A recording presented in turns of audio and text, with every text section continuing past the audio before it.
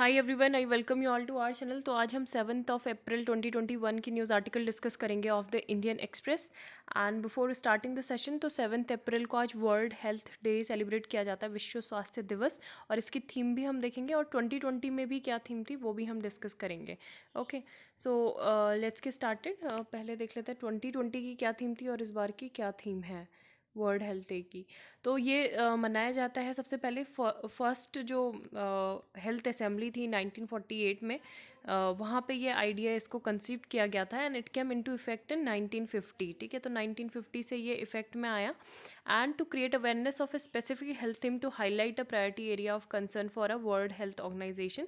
And over the years it has brought to light important health issues जैसे mental health, maternal and child care, climate change. तो जो 2020 की theme थी support nurses and midwives, और 2020 को designate किया गया था international year of the nurse and the midwives. ठीक है, international year of the nurses and the midwives. और इस बार की जो थीम है वो भी देख लेते हैं। इस बार की थीम है is being celebrated on the theme of building a fairer healthier world for everyone. ठीक है, तो ये 2021 की थीम हो गई है, building a fairer and healthier world for everyone. The covid pandemic की वजह से मतलब ये जो हमारे रिसेंट जो हेल्थ गेन है और बहुत सारे लोग जो पॉवर्टी, फूड इनसिक्योरिटी, यहाँ पे सब लोग इस ऐसे सिचुएशन में आ गए हैं, तो ये थीम इस बार सेलिब्रेट मतलब की जाएगी। And world health day has brought to light important वही सारे जो है मेंटल हेल्थ के साथ साथ क्लाइमेट चेंज का क्या इफ़ेक्ट होता है हेल्थ में, है ना, तो यही सब चीज़ें हैं। और the world health day is held mark WHO founding is seen as an opportunity by the organization to draw worldwide attention to a subject of major importance to global health each and every year। तो सारी बातें यहाँ पे health से ही related लिखी गई हैं कि क्या क्या हमको करना चाहिए। हमारी जो इम्यूनिटी फंक्शन है वो मतलब डिपेंड करता है हमारा लाइफस्टाइल कैसा है, हमारी हैबिट्स कैसी हैं, है ना, कि जैसा हमारा खाना होगा वैसा हमारा मतलब वही बोला जाता है ना, जैसा खाना वैसा हमारा मन भी होगा। तो उस तरीके की हमारी फूड हैबिट से भी हमारी जो मेंटल स्टेट है और फिज़िकल स्टेट है उसका काफ़ी ज़्यादा हमें रिज़ल्ट मिलता है। तो इस वजह से हमें जो हमारी डाइटरी हैबिट है उसमें हमें जैसे ग्रीन वेजिटेबल्स और जो एक अच्छा फूड है उसको हमें ऐड करना चाहिए। The next 4 criticals vaccine first to those who need it not want it. ठीक है, कि जिनको बहुत ज़रूरत है वैक्सीन की तो पहले उनको मिलनी चाहिए। और जो आने वाले 4 हफ्ते हैं वो बहुत ज़्यादा क्रिटिकल होने वाले हैं, क्योंकि 24 आवर्स में 96,000 से ज़्यादा केसेस इमर्ज होकर आए हैं। तो फास्टर रेट से स्प्रेड हो रहा है कोविड-19 अगेन। और दिल्ली गवर्नमेंट ने इम्पोज किया है नाइट कर्फ्यू टिल अप्रैल 30। ठीक है, तो 10 बजे तक, रात के 10 बजे से सुबह 5 बजे तक ये नाइट कर्फ्यू रहेगा। Then Moscow plays down Beijing pledges deeper Delhi ties S-400 to Afghanistan.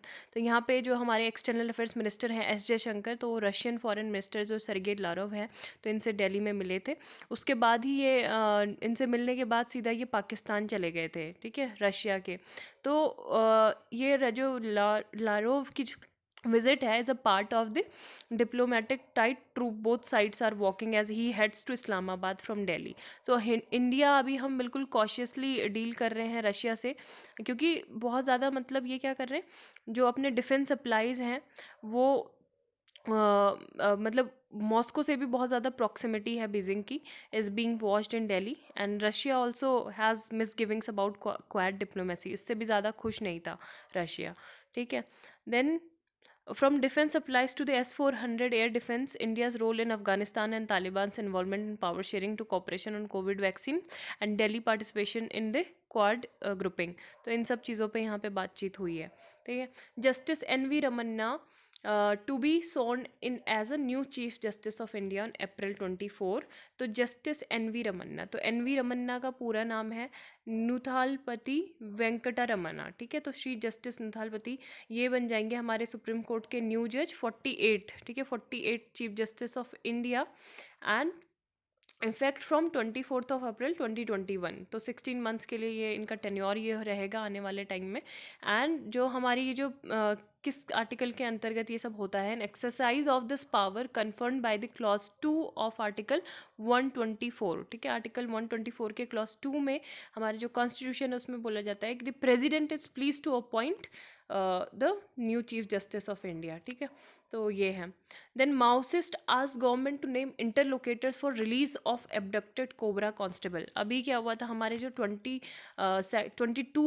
जो सीआरपीएफ जवान हैं, तो वो उनका मतलब बलिदान उन्होंने दे दिया था, और नक्सलियों ने ही की वजह से मतलब नक्सल अटैक ये हुआ था, और उसमें क्या हुआ, कई नक्सल भी मारे गए थे, लेकिन एक जो कोबरा कांस्टेबल था तो उनको अबडक्ट कर लिया था, ठीक है। तो अभी ये माओसिस्ट का यहाँ पे ये कहना है कि जो सीआरपीएफ जवान है कोबरा यूनिट का, तो अगर आपको वो चाहिए तो उसके बदले में आप एक इंटरलोकेटर का नेम आप डिक्लेयर करो और इंटरलोकेटर अपॉइंट करो, है ना। तो यही सब उनकी पूरी फैमिली मतलब गुहार लगा रहे हैं कि जब आप अभिनंदन को वहाँ से पाकिस्तान से यहाँ ला सकते हो इंडिया में, तो ये हमारे जो हैं इनको भी मतलब लाया जाए ना, कुछ हार्म ना पहुँचाए नक्सली। Then next news, CJI launches top court's AI driven research portal, ठीक है। तो सुप्रीम कोर्ट ने ट्यूसडे को एक अनवील्ड किया है उनका जो आर्टिफिशियल इंटेलिजेंस पोर्टल है, उसका नाम क्या है, SU पेस, ठीक है। SU पेस इनका नाम है, एंड ये डिज़ाइन हुआ है जो जजेस की जो भी रिसर्च होती है उसको ईजियर बनाने के लिए, और उनका जो वर्कलोड है वो थोड़ा कम हो जाएगा, ठीक है। तो pet project of chief justice of India से Bobde supreme court portal for assistance in court efficiency. तो इसका नाम क्या है, S for supreme court, and supreme court portal, SU for supreme court portal, P for portal, A for assistance in court efficiency, ठीक है। E से efficiency is a tool that collects relevant facts and laws and make them available to a जज। मतलब ऐसा नहीं है कि वो डिसीजन मेकिंग प्रोसेस जो होती है, जो जजमेंट देते हैं, तो उसमें इसका इन्वॉल्वमेंट होगा।